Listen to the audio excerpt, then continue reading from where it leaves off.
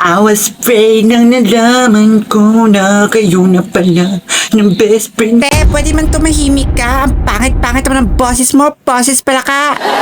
Nakakalungkot, tinawag tayong palaka. Di ba pwedeng prank para may accent?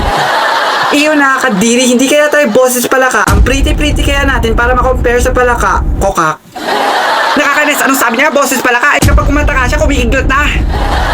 Nakaka-boring naman kasi. Ang sarap kayang kumanta, lalo na kapag wala ka sa tono. Nakakaya narinig pala nila ang hidden talent natin na dapat nakatago lang. Nakakatakot, boses pala ka pala tayo. Kala ko boses ka, labaw. Naku, naalala ko kung may Asia Songbird. Tayo naman ang Asia Songbook. Ano gagawin natin? Narinig na nila yung boses natin. Buti na lang hindi sila nabingi. Nakakaingit naman yung iba. Ang ganda ng boses. Samantalang tayo, walang ganda. Boses lang. Guys, huwag kayong maniwala sa kanya. Ang ganda kaya ng boses natin kung wala lang nakakarinig.